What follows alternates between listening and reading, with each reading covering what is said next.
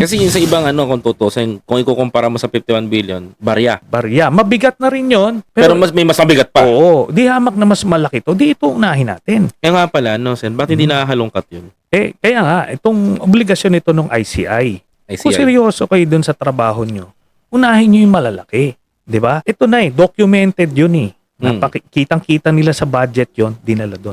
Tapos hindi lang yan merong total siguro mga 120 billion pesos ang pondo na inallocate ni sa Davao City.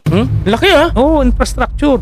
Kasama na dyan yung 7 billion na ipa-file ko para kay Bong. Buruin mo, in-award nila sa contractor. CLTG, tatay. The meaning of CLTG is Christopher Lawrence Tesoro Go. Pangalan niya yon. Tapos tatay at kapatid. So ibig sabihin, merong Ito maliwanag. conflict of interest. Maliwanag yun.